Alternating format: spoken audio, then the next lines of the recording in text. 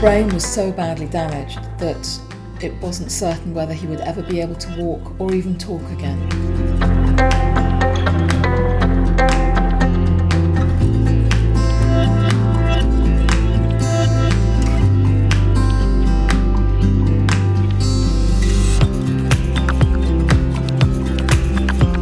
The majority of people, and even medical students today, are taught that you don't really recover. There's not much recovery after 6 months.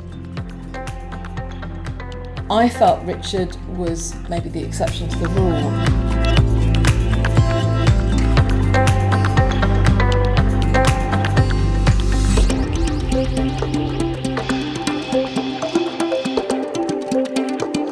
Richard defied everyone's expectations.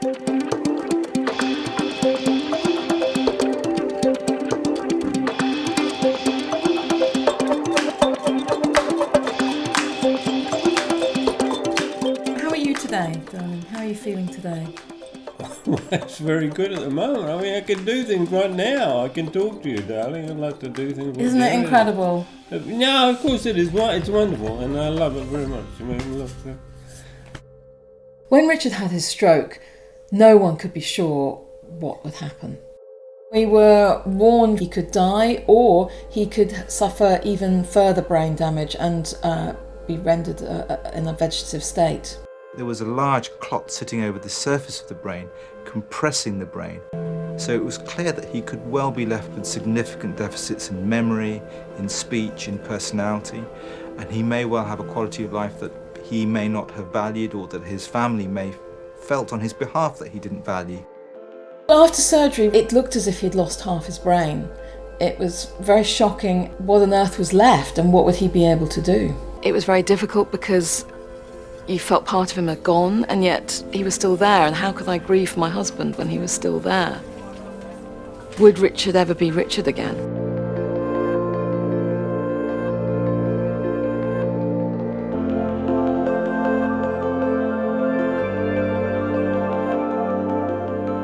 One doctor had told me that a sign of a good recovery is if you can sit up on your own after 4 months.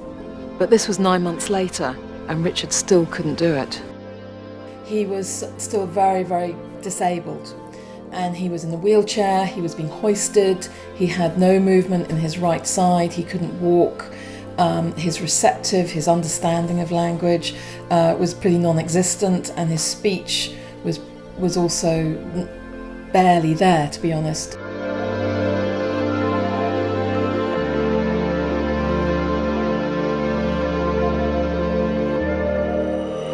I was called into the clinical director's office of the neuro rehab unit where Richard was, and he said to me, well, it's 10 months and Richard hasn't really shown much signs of recovery. I think he's plateaued and he should go to a care home.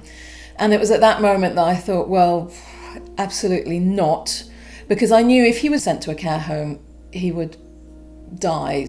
I was able to get him to a wonderful neuro rehab unit in Kent called the Raphael Medical Centre.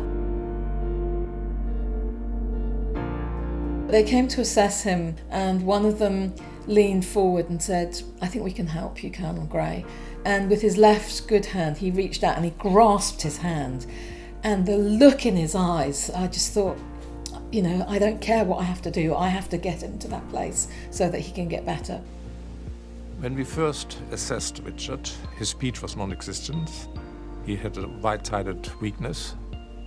In particular, he couldn't stand up on his legs on his own. So he was quite a complex individual.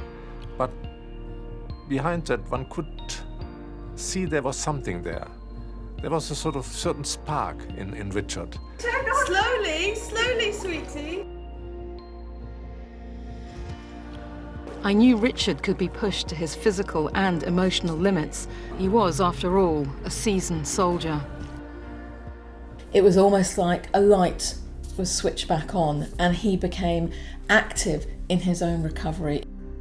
It was really remarkable to see a slow but steady improvement. That's really good. You're doing it, darling. You're walking. You're walking, darling. I witnessed him relearn how to walk, Having started from the point where he might not survive, and if he did, that he might have massive cognitive deficits, to then see him laughing in an electric wheelchair and spinning round in circles, to see him laugh was incredible, and he'd come this extraordinary journey even then. Richard came home almost exactly 2 years after his stroke, and just the physical action of walking across the threshold was extraordinary.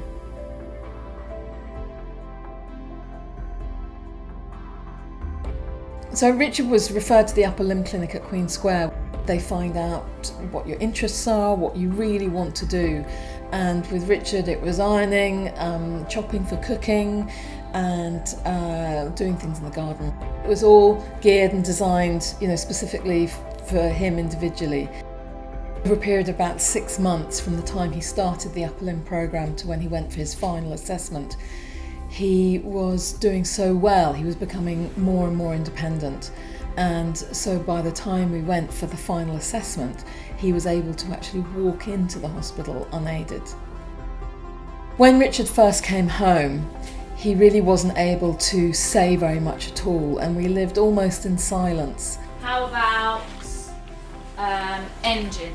Engine? Which one of these things has an engine? Yeah, one of those two. You're right, it is one of those two. 4 years really, the concentration has been on his speech and language, his spoken output and his receptive language, his understanding. It is remarkable, 7.5 years after a stroke, after a catastrophic brain hemorrhage, to hear him constructing sentences and for us to be able to start to have conversations is amazing. Washing our hands. Wash our hands.